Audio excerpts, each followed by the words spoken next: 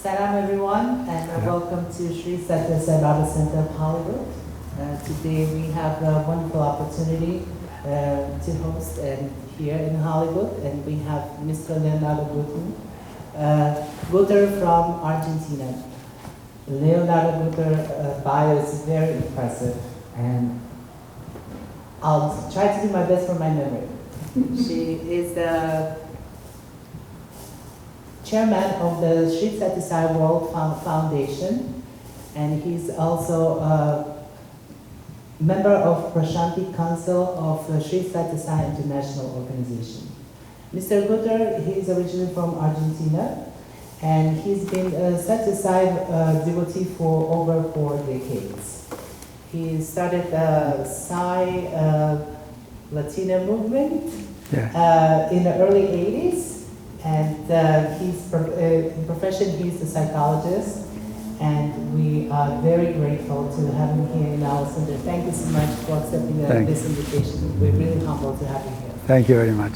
So now Leonardo Guter really asked us to do it in a Q&A sessions, and we can ask questions, and he will answer us. I personally have a few questions to present. Very good. So I'll be happy to start. Very good. Let me first, Sairam, I offer my humble pranams at the Divine Lotus feet of our beloved Master Bhagavan Sri Sathya Sai Baba, who is here now. He's in the heart of each one of us. He's everywhere in this place. I'm very honored to have the opportunity to have been invited here to speak to you. I received every week on my email information about your activities, so finally I'm here. So it became a reality, not just an online message. So I want to congratulate all of you for being members of this center, for being instruments in the divine mission. You are really doing a great service for the community and for yourselves. Each time you meet here and you sing bhajans, you not only generate a spiritual vibration for yourself, but for all this area and all this city. So this is a real important service you are doing, plus all the service activities or any other activity that you might be doing. So I'm really honored. I have spoken already at the Arcadia Center, and today we had a meeting with the officers of Region 8, and yesterday I spoke at the Riverside in the Cypress Manilayam. I don't know if all of you were present there, but it has been recorded. So as you can listen to what I have said, I prefer, other than repeat, the key aspects of the message I wanted to convey is just to answer questions that you may have. Okay? The only advice I can tell you before starting with the questions is that all of us are here because we have done a great and intense work in our past lives. That is why we are here in this human form, already aware of the spiritual path. Not only that, being called by Swami, being chosen by him as his disciples, because this is what we must understand. We are not devotees of Sai. He only can give us that title, but for sure we are his disciples. He has chosen us many lives ago. He has said, I will always guide you, protect you, teach you, and love you till you merge back in me. So we must have done an incredible work, sadhana, in so many lives to really deserve this opportunity. And in this life, we must really take advantage of that.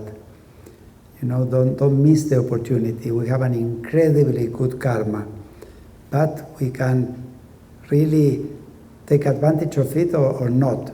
So it's up to each one of us now to really say yes to Swami.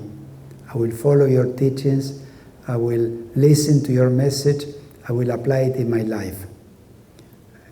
This is the most important thing, is really to live his message in every aspect of our lives.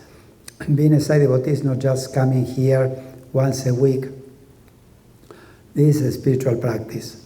Spirituality is to practice spirituality, to practice his teachings in every moment of our lives. So how we are the way we live, the way we think, how we react, is when we will decide if we are living a spiritual life or not. So that's what I wanted to convey, and now I'm open to any questions that you may have. Please. I know that I consider myself a young devotee, so there's people who've been here for 30, 40 years, and I want to hear your story, how you heard first about Swami, when you first met Swami, your experience. Okay. Martin might have heard me so many times, so be patient. I was in another spiritual organization, and I heard his name. I still don't remember when and how, but when I heard his name, I became really, really interested, and I started to attend the meetings of this small group of people that were following him. So I went to those meetings that were held in different houses, 1 week in one house, another week in another house, till I had a dream with Swami that I shared yesterday, right? In my first dream, I had an incredible experience with him because I was in a room and he came in the room and I thought, now I will know if you are the Purna avatar, if you are an avatar. And in the dream, suddenly, waves of energy started to rise from my feet to my head. And as the wave of energy was rising, each part of my body was exploding. Like each cell was filled with energy and exploded. Like when you put water to boil and the bubbles explode. I felt exactly that, but when the bubble exploded, I felt bliss. Bliss here in my toe, 1 millimeter, centimeter by centimeter, inch by inch. Each cell was exploding and giving me bliss, bliss. Not in my heart, not in my mind. Each part of my body was feeling that bliss. It's very difficult to really share what happened. And was one wave, the second wave. Imagine the time it must have been for this wave to touch every part, but I was beyond time.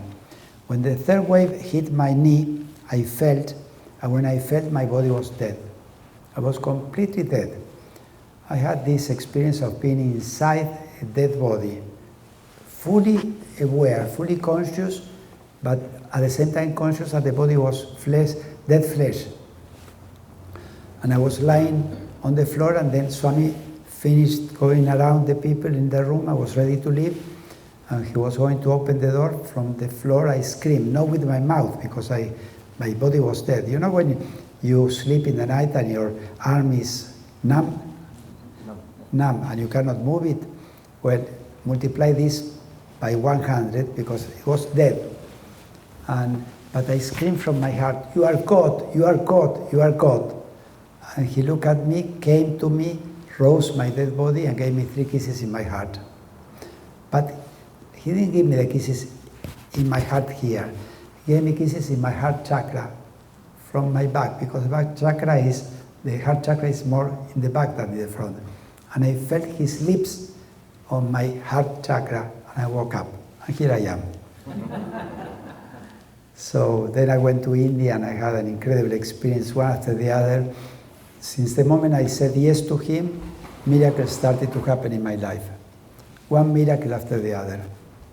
Just to tell you the miracles of my first trip, I would be here till tomorrow, and tomorrow morning I have to go back to Argentina. But you know, it's when you say yes to him, he says yes to you. And then, the more tuned we are with him, well, then we will feel his presence more constantly in our lives.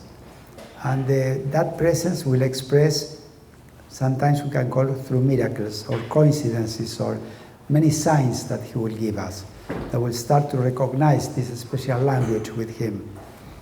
And I can tell you many more things about my first trip, but I hope I have conveyed why I'm here. Saira. Yes. First of all, just something that came to mind.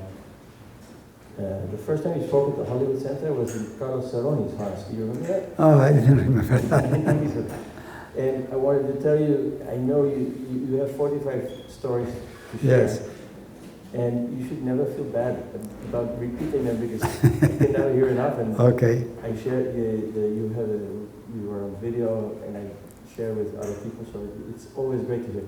So I wanted to ask if you could share your story about the Sai school. I have more questions, but I think this is a great experience. The Sai school? The Sai school in Argentina, Buenos Aires. Oh, we have, well... With the kids that went to see Baba? Yeah, but this was the goal. The goal. There was not a Sai school, it was a house for... Casa Sai. Casa Sai, yes. Sorry. Well, what happened was that as you do service here, the Sai Center in Buenos Aires, we do a lot of service in many areas. One of the services was to help children that lived on the streets. And so the devotees brought those children to the center. They let them take a bath, wash their clothes. I'm really so tired. I will have to speak in Spanish soon. So, and gave them EHP classes on human values. Then the children went back to the street, and sometimes they came by themselves to the center to steal, because they saw this VHS or was there, and we knew that they were stealing, but we didn't stop bringing them because it was, they need to steal to be able to give money to the elders to buy drugs. They were compelled to do that. But we realized also that this was like trying to fill a bucket with a lot of holes. If you don't understand, let me know. Okay? So it was an impossible task. So if we were not able to take them out of the streets, their life will continue the same. Just with more baths, better clothes, and that's it. So in Argentina, the people are not so rich. The income of an Argentinian today is, and before when I started to work as a psychologist, to give you an example, I made $100 per month. And for me, this was enough to live. And that was more or less the time a little later when this happened. But to give you an idea of how difficult it was to get a house for them, to rent a house. So we decided to rent a house for those children. And a house was rented, but the house was really dilapidated because there was no money to rent something better. And one day there was one Sai devotee, a lady, working in the house because the house had to be painted, the electrical wires had to be put anew. And there were 3 of these boys that were going to live in the house, that were helping there to arrange the house. And she sent them to the garden that was in the front of the house to remove the earth so plants could be put there. After a while, they came back with a bag with 10 kilograms of pure gold that they found in the garden. And when they found that, they ran away, and then they told us that they remember all the lessons they have received about human values, and they felt it was not right, so they came back. And a judge ruled that the gold belonged to us, and with that gold we bought 2 houses. One for little girls that were abused by their parents or their family, and the judges sent them to us, and they were raised since they were 2, 3, 4 years old, and they did all the primary, high school, and higher studies. And some devotees remained there living to take care of them. And the other house was for these abandoned children. And one of the children that found the gold, he had a missing leg. So we bought a prosthetic leg for him. And he told us that he felt his life changed so much, thank you to Sai Baba, and he felt in his heart the need to go and see him and say, thank you, Sai Baba. And with the gold we found was enough to buy the 2 houses, to buy his prosthetic leg, and also a ticket for him to go to India. So he joined the first group of Argentinians who went to India, not the first group after that situation. And they went to India, and Swami gave an interview to the whole group, and Swami said, I was the one that put the gold there. So this is Swami. And we had many, not only in Argentina, in many countries, experiences with all over Latin America, all over the world, because I had the opportunity to go to many places, in many countries, in many continents, and meet with people and listen to their experiences. And really, there are centers where before they opening the center, they opened the center and suddenly they found Vibhuti on the floor and Swami's feet walking over the Vibhuti. Other center in Costa Rica, I think when they inaugurated the center, Vibhuti started to fall from the ceiling. And the same day appeared in the newspaper, the most important newspaper of Costa Rica, an article sent by a correspondent from Puttaparthi.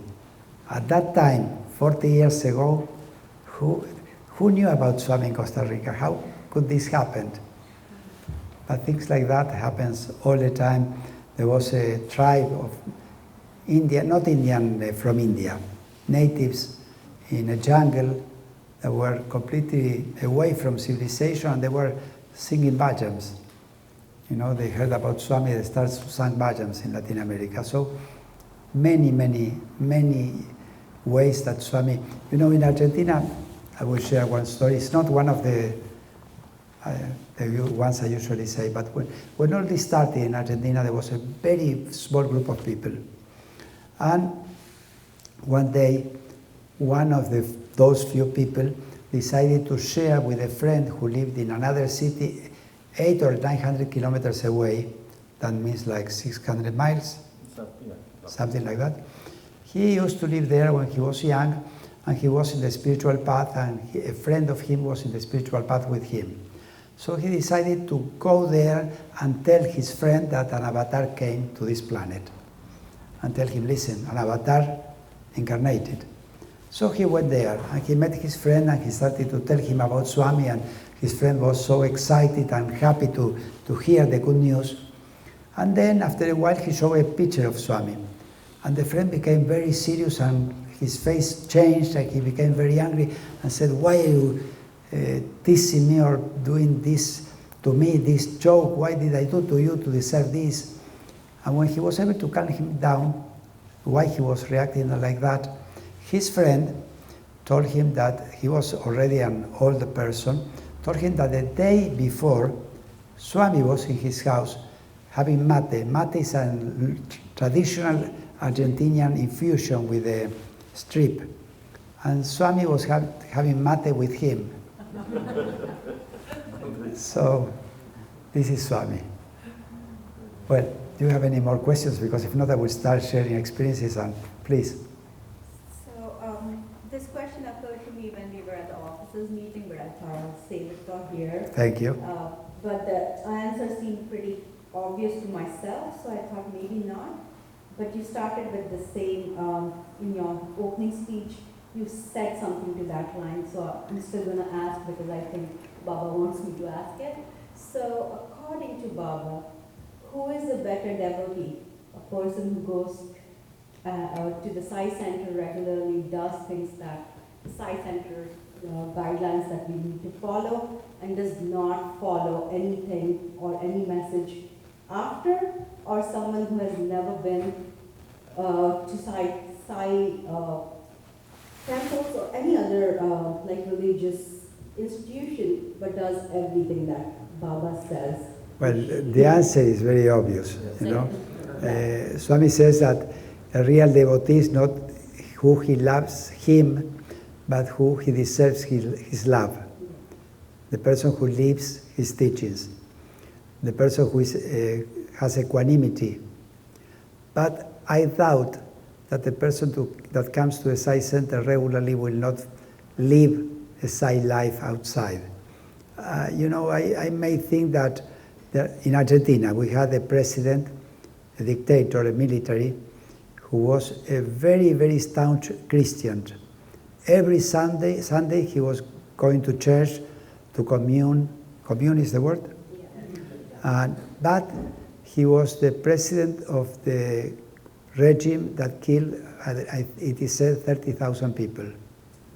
And not members of the guerrilla. He just found a person And he said, you might be suspicious, and they killed him. And he believed that he was a good Christian because he went to church every Sunday. I am sure that no Sai devotee that comes here will live a life contradictory to Swami's message, because the person who comes to the Sai Center is a person who has done an incredible long journey in his spiritual path and has been chosen and called by Swami, so his level of spiritual consciousness is very high. Even though, for example, any of you or myself, we probably may not be aware of our real spiritual consciousness, and perhaps in 1 week or in 1 month or in 1 year we start really realizing all what we have done in our previous lives. But being a Sai devotee, there are 8 billion people in this planet. I spoke about this in Sai Prema Nilayam. Actually, during the time of Swami's life, the souls incarnated were 1 trillion at least, because every moment one person is born, another dies. Out of this incredible number, which is even much bigger, just a very few were called to participate in Sai centers. There are many good people in this planet, people that have integrity, good character, that are honest, but to be called to the Sai center is because you have done a lot of work, a lot of advancement. This doesn't mean that every member of the Sai center is a saint, because some members come to the Sai center and they are still crazy. The psychologically they are crazy, but spiritually they have done a lot of work. But due to their good karma, they come here. But you speak to them and say, what is wrong in your mind? And some still don't behave 100% well. They make mistakes. But anyway, they have done a lot of work. So for some vasanas, some tendencies for previous lives, they cannot be 100% good and live a dharmic life. But for one reason they are here. Anyway, that doesn't mean that only the Sai devotees will get self-realization. Most probably any other good person in the street, even if he's not a believer of God, but really lives a 100% dharmic life, he might get self-realization or achieve a higher plane of consciousness when he leaves his body. We don't have to judge anyone. We have to just have a mirror and look at ourselves. If a person comes to the Sai center and then we see that they are not doing good things, we should tell them, let's wait. Sairam, Sairam, Sairam. Welcome, welcome, welcome 4 times. So we should tell them lovingly, dear brother, dear sister, I think this what you are doing is not right. And help them, not criticize them behind them. From the love of our hearts, tell them you are not taking advantage of the opportunity you have. So the point wasn't like if someone is doing anything wrong or judging them, just to find out that living his message is more important than the spiritual discipline is only for us, but as a global compassion thing, it's better to live his message every day. Always, always, yes, of course. We have to. The whole purpose of us being here is to understand his message and to live it. Yeah. Singing bhajans, doing service, study circles, are purificatory acts. It's like, I always give this analogy. Imagine we have a window here. On the other side, Swami is standing. And he says, the moment you see me, you will get self-realization. This window is our mind. And it's very dirty because you cannot see him. So what we have to do is to clean it and be careful not to add dirt. Some people do sing bhajans, do service, they are cleaning it. But then they go to their house and treat badly their wife or their husband, or in their work they don't behave properly and they add dirt. So that is the secret. Only clean, never add dirt. Thank you. You are very welcome. Speak now or wait till next year. And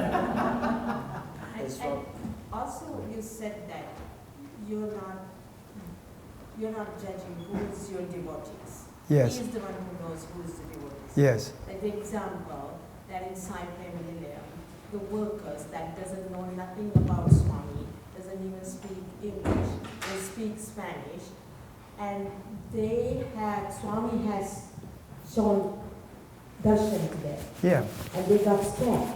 They thought it was a ghost. So what do you, I mean, that tells you don't know who are your devotees. Yes, but only to have his darshan doesn't mean that they are saints. Because perhaps Swami gave that darshan to them to prove to all of you that he was there and he was approving that premises, that he was the one that planned this, the one who put in the mind of the people that decided to buy that land to be there. For example, once I bought a weekend house, and a week after I bought it, thieves went in, and they robbed even the toilet and the doors. They stole all what they could. So once this happened, I had to hire people to repair it. And those people that were repairing the house saw Swami walking in the garden of the house. They described him, the orange robe, and I had a photograph of Swami. They said he was walking there. Those people had the good karma of having this darshan. Maybe something good they have done in one life, and they deserve the incredible karma of having the darshan of God. That doesn't mean that they are very evolved souls. Maybe yes, maybe not, I don't know. But for sure it was a message for me and for many people in this organization that then went to this weekend house, and we used to have meetings there. So I think that I have no idea about the spirit, no one has any idea about the spiritual evolution of those workers. I don't know if it's, but for sure they have done something very good to have darshan of the Lord. We cannot judge them, but I cannot say that they are bad or good or even better than a member of the Sai Center. What I can tell you is that being a member of the Sai Center is the result of a very intense good karma done in many, many lives, not in the last one. Because being a member of the Sai Center means being a disciple of Sai Baba. Being a disciple means that he has accepted you. In the spiritual path, one is not a disciple because I decided to be. He has to call us and accept us. I always say it's like in some other life, he called your soul, and in that spiritual and esoteric ceremony, he said, I'm going to be your master, you will be my disciple, I will always teach you, protect you, guide you, love you, till you merge back in me, no matter what you do. The time is no consequence. His promise is forever. Now, in this life, we don't remember that. We may behave really well or not. If we don't behave 100% well, it will take more lives for us to awaken. But we have done something very good, and also this is a unique karma we have of being his disciples. But there are many disciples that really miss their way and do things wrongly and go in the wrong path, that their ego predominates, and then they will have to wait longer. So it's not an assurance that you get a stamp of self-realization in this life. No, it's a result of your work done in previous lives and an incredible opportunity. That's why when the people say to Swami, I want to be reborn with Prema Sai, he says, don't be stupid. You don't know when are you going to be reborn, where, if you have a chance to see. Take the advantage of this life and get self-realization of who you are, know who you are in this life. All these stories of I want to be reborn there is not understanding Swami's message. Swami says, awake, awake, awake. Work till you reach the goal. That's it. And also Swami talk about the discipline, right? Sometimes people do not like the discipline. Well, this their mistake. Because Swami always says, duty, the 5 Ds. One of these is discipline. without a spiritual aspirant, without discipline, is a fake spiritual aspirant.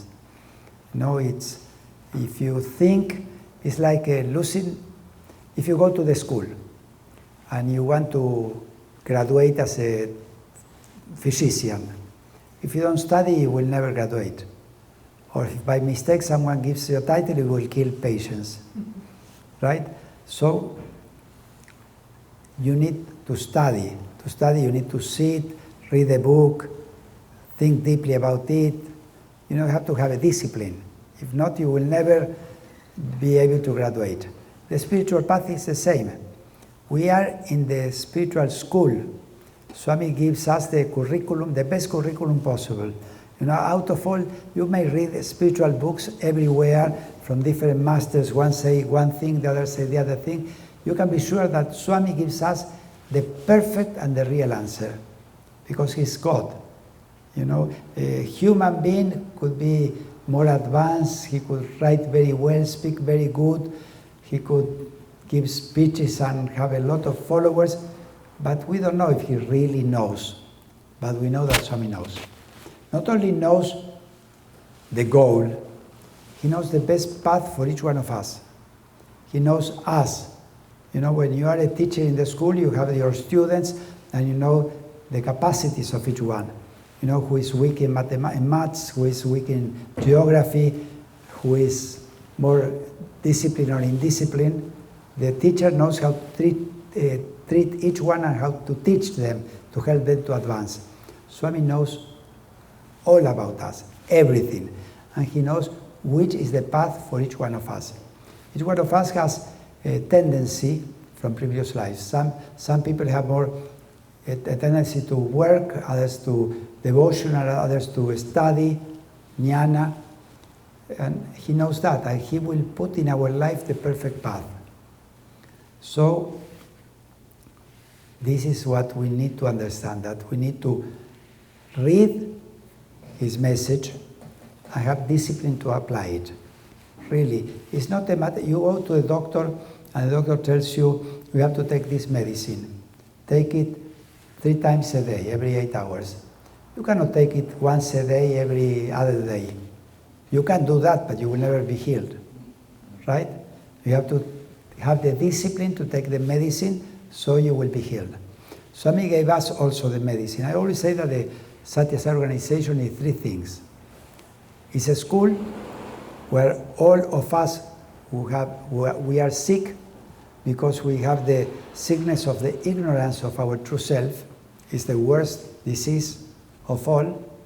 We have been brought here to take the medicine of Swami. That means the disciplines that he recommends, the singing bhajan, study circles, read his literature, repeat his name. You know, this is the medicine he gives us. And we have to do it regularly. So it is also a training field. You know, it's a place where we are brought to train ourselves, to interact with our brothers and sisters, and sometimes the other is the polishing stone for me. For example, let me share a story. Once, at the beginning when I went to India, I always went there with a group of Argentinians, and one brother was a person that I always prayed to Swami, please let him not come in this trip with me. And always he came. And then I prayed, Swami, please let me not share the room with him. Always a room with him. You know, because we had so silly, we are inside each of one, we are thinking who will wake up first to use the bathroom first. This kind of silliness. But Swami put him in my path. He told me, no, you have to learn. Once 2 things happened with me, with him. Once we were in Mahashivaratri, and we were sitting one near the other, trying to be awake all night, and he was the one who helped me not to fall asleep. And another time, we were 7 people in a room discussing about how to proceed with this organization, because it was just the beginning. I had one idea, they had another idea. I was completely sure that mine was right. So I was firm in my position. They were also sure that theirs was right, so they didn't relent. After 30, 40, 45 minutes, there was an endless discussion. I told Swami within myself, Swami, what should I do? Should I shut up my mouth and give one step backwards, or I should continue? The moment I thought, I spoke with Swami within myself, that person, that brother sitting in front of me said, Leonardo, you should shut up and give one step backwards. Swami used him to teach me a lesson. So we are put in this organization with people that we get along, and with others we have difficulties. All are there for a perfect purpose. So we have to say Sairam, Sairam, Sairam. For some reason you are here. With someone I'm very happy, with some others I'm not so happy. But we are all together here. I don't know what was the question, why I started to speak about this. Okay, tell me. Well, I have a question. I know that you are very well known for your public speaking, and you have, brings thousands of devotees to this fall. And I always have to reconcile with the idea of Swami saying, I don't need publicity, I don't need promotion, I call the ones I want to call. Okay. So I need to know how To reconcile this. reconcile First that. of all, I don't bring thousands of people to Swami, Swami brings them. I just convey the message with some skill to speak. The difference is very important, because when we have a public meeting, we need to, if we want the public to come, not just our friends, sometimes they have a public meeting and all our side devotees from the center they meet in another premise, and they are family members. A public meeting should be for the public, for the non-devotees. So to be able to attract them, for them to attend the public meeting, we need to advertise it. If not, how they will know about it? So the advertisement is for the public meeting, so they can come and listen to the teachings of Swami. When they come, they will see Swami's name, which has an incredible spiritual potency. They might see Swami's image, which has also an incredible spiritual potency, that is like a spiritual seed that will go into their souls, that will sprout sooner or later. And this is the biggest service, more than what they hear. And so we are not advertising Swami's saying, for example, this is the only God, whoever doesn't go to him will go to hell. We don't do that. We are not promoting him like, one day Goldstein, Swami sent Dr. Goldstein, he asked him to hold public meetings in 5 cities in different parts of the world. And they were very big, for 1,000, 2,000 people. And Goldstein asked him, Swami, how can I convey the concept of avatar? And Swami said, avatar? What is an avatar? Speak about your transformation, how the message helped you. So this is what we want to share with the people. We want to share the message that Swami brings. We don't care if the people then become Sai devotees or not, if they come back to the Sai center or not. When they hear his name, see his image, listen to his message, something will touch their souls and their minds, and sooner or later they will start a process of an incredible change in their lives. This is the service we're doing. So, without advertising this, without informing the public, publicizing this meeting, the people will not come. So, Swami says, don't do this business marketing. We are not in that business. We are in the spiritual realm trying to share the divine message. It's just, imagine 2,000 years ago, Jesus sent his apostles to spread the message, the word. He was telling them, don't advertise me. Don't say my name. No. He didn't say, my name should not be shared. On the contrary, they said, Jesus of Nazareth came here, did this miracle, healed that person, brought back to life that one, and this is the message he brought. So the same happens to us. Instead of 11 apostles, because the 12 was confused, we have many more apostles. Each one of you is an apostle. Sairam. Please, speak. Yes. No badness.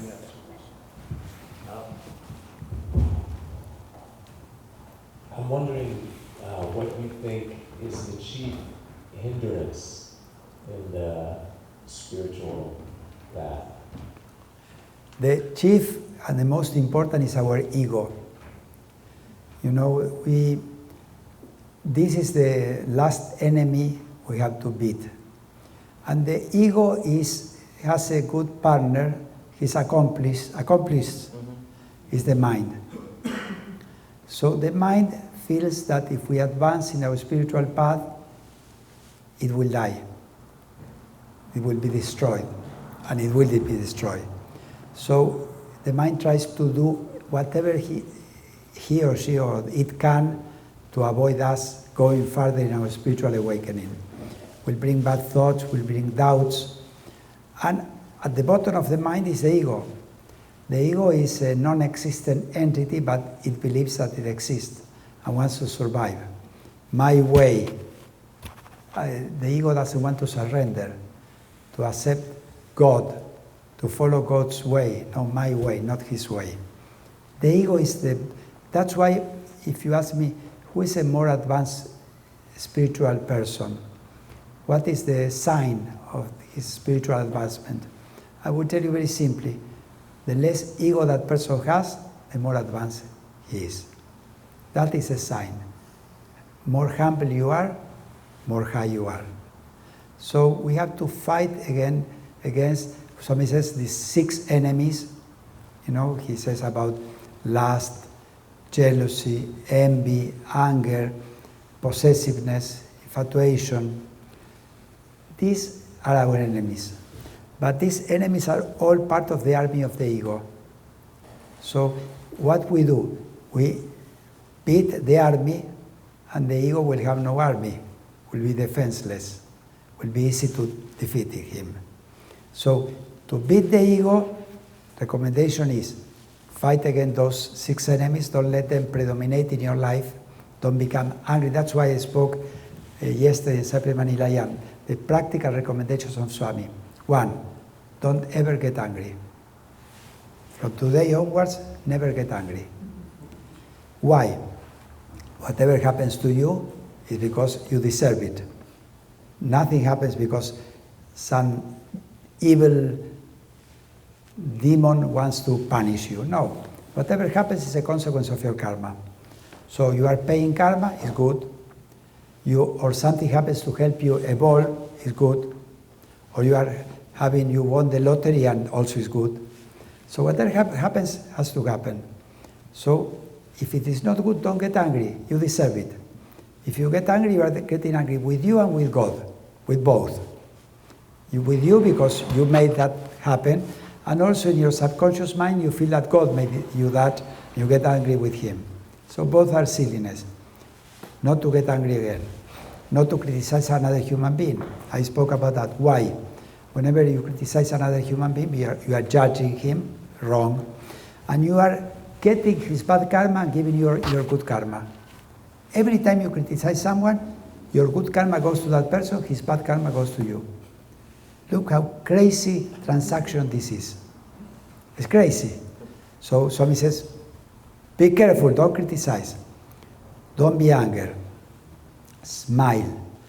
Be a light of happiness to the world.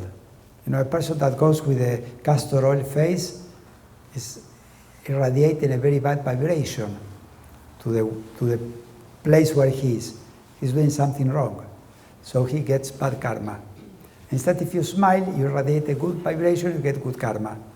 So from now on, don't get angry, don't criticize, smile, don't entertain bad thoughts, because the mind is fed by bad thoughts. The bad thought is not something that you created. It's something that enters the cloud of your mind. So don't recognize it, don't own it. When a bad thought comes, you say, it's not mine, I don't accept it, I don't buy it. It's like somebody is trying to sell you something, and I say, I don't buy it, go away. That's why Swami says, don't follow the vagaries of your mind. Instead, he says, fill your mind with more pure content. Read Sai literature, listen to bhajans, watch a movie with Swami, do some service. You know, it's up to you to watch a horror movie or to watch a film of Swami. Or if you don't want to watch a film of Swami, at least don't watch a horror movie, a violent movie, right?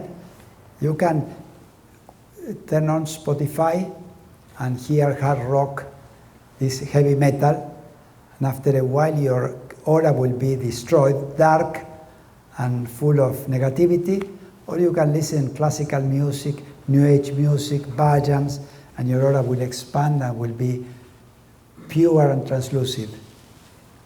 We decide what we are going to get. So if we are following these things, not getting angry anymore, not criticizing anyone, smiling, don't entertain bad thoughts, reading science literature as often as possible every day, at least when you wake up and before going to sleep, those enemies will be each day with less energy because we are not feeding them. One day they will be powerless and your ego will say, oh, I have no more shield, I am going to be destroyed. And then your real self says, here I am. Yes. So with what you're mentioning, the question comes to my mind that, so if there is no evil in the world, why is it so much of anxiety, depression, all of these things that are happening? Who says that there is no evil? I mean, I think you mentioned that there is no thought of evil coming and putting those negative thoughts into no. But sometimes, like, our thoughts is not even our thoughts. It's like, now they're saying that most of the thoughts that come are so negative. It's yes. not even you, it's like in the air. No, I agree. I fully agree with that. There is a lot of evil in the world, yeah. Still. Okay. So we go out, for example, Los Angeles.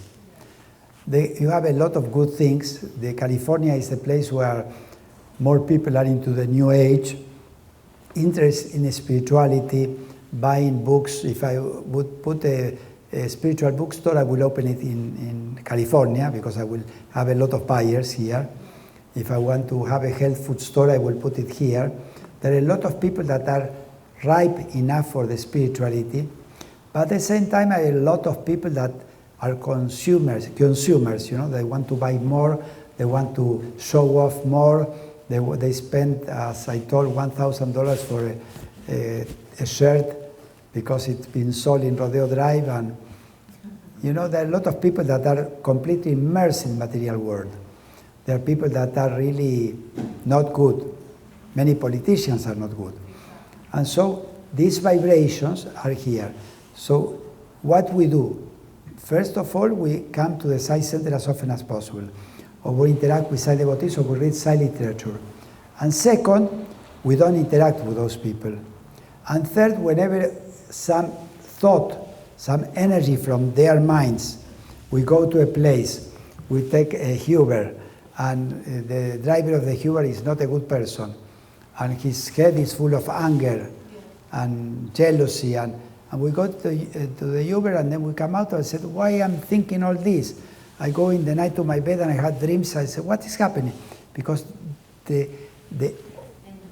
mind cloud mingle with us. So we have to clean ourselves. So what we do, two things. When the bad thoughts come, we say, no, it's not me. Because whenever I start fighting those thoughts, I own them. I say, oh, why am I thinking this? How can it be? Then you are accepting them. Instead of, I say, no, not mine. Go away. And second, if something like this starts to happen to you, immediately listen to a bhajans, look at Swami's picture, read some Sai literature. 3 minutes of looking at his picture with attention will clean your aura completely. Completely. It doesn't matter if you went to the political meeting of the party that won. Sorry, I will not interfere with. So, even if you are in the midst of the worst people and their minds are filled with devilish thoughts, you come out, you spend a couple of minutes looking at Swami, everything is gone. And also, whenever if you couldn't clean completely, if a thought comes, not mine, not mine. If you cannot go in front of a picture, a thought comes, not mine, and that's it, forget about it. Don't think about it a second more. Okay? Okay, you are welcome. No, I just wanted to clarify that there is actually a lot of... No, yeah, of course, of course.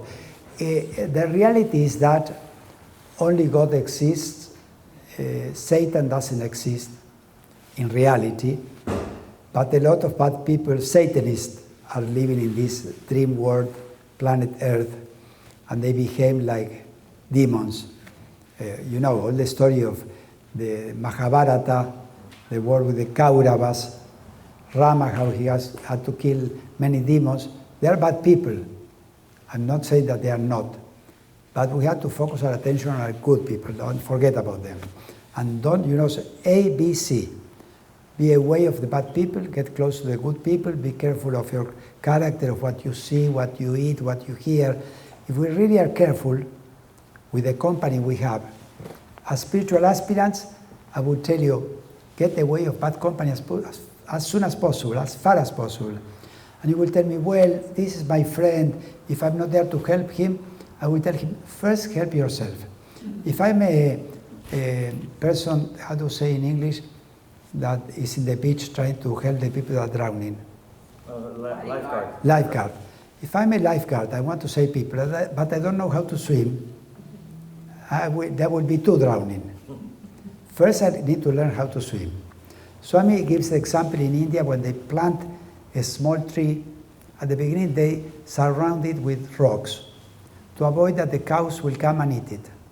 When the small tree grows, it will become a big tree, will give shade to those cows. But at the beginning, it has to grow. So the same is with us. We have to first grow. And to grow, we have to get away of bad company. If they have a problem, tell God to help them. But till you are almost self-realized, get as far from them as possible. Unless they are your husband, wife, father, uncle, and it's your karma. But if this is your karma anyway, say Sairam, Sairam, Sairam, and pay more attention to Swami than to the complaints of the other person. Okay? Okay. More questions? Final question. I have a question. Final question. Yes. Yeah, I drove back to ask you this question. Oh. So, what are your top 3 things that you would say, I'll get more specific with this question, managing the financial infrastructure for an avatar in this particular area of the world that you were in, what are principles that you might apply to other, let's say, businesses or infrastructures to maintain any key principles that you found in your management work? The story is this. It's very simple. There is a word in Sanskrit called dharma, dharmic, righteousness. In any sphere, be it the World Foundation or any other business, you have to behave with righteousness. So that means not to cheat anyone, not to cheat the government, not to cheat your clients, not to cheat your customers, not to cheat anyone. In the same organization, we are completely transparent. For example, if there is a donation for a hospital or for a school, the money goes directly to that place. No one in the same organization receives 1 penny for anything. No one charges money for their work. I know the officers here, they don't collect money. If any money is being collected are for services, no one is making their money. I'm not making 1 cent in my whole life out of the same organization. We have principles of righteousness, so whatever we do is a service. It's a service to the community. I'm here as my personal service. Whatever knowledge I have of Swami's teachings, I want to share it with you. Whatever I understood from his messages, I came here to share it. The experiences he granted me, I feel that they were not only for me, but for all of us. That's why I want to share them. So this way of living has to be applied in any sphere of your life. If you work in a company, you have to be sure that you are 100% righteous, and that your conscience will not say anything against you. And try to, at the same time, be an example for the other people. And if you see something that is wrong, you tell them, this is wrong, I don't accept it. Don't be an accomplice by keeping silent. If you see in another company someone is stealing, you cannot look in another direction. You have to first tell that person, stop stealing, give back the money, it's not good for you, you are damaging the company. And if he doesn't pay attention, go to the chief, the president or the owner of the company and tell them this is happening. Because if not, you are an accomplice. So I don't know if I'm answering your question, if your question was this or not. No, that's a perfect answer, thank you. Very happy. Thanks so much, Saira. Well, I have to leave tomorrow, I have to pack. I have to prepare for my trip back to Argentina. I've been traveling to many places in these last months, but I'm really, really happy of being here today, of meeting you, of feeling your love, your purity, and really for me it's a gift from Swami of being here. So I'm thanking him for this opportunity, and I hope that you will feel his presence in your lives every day more.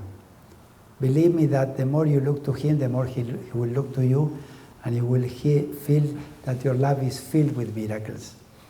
And so if you just remember him more often, you will see how he remembers you.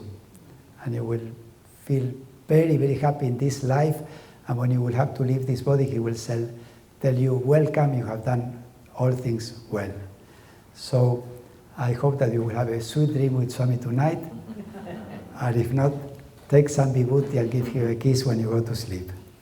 Jai Sai Ram.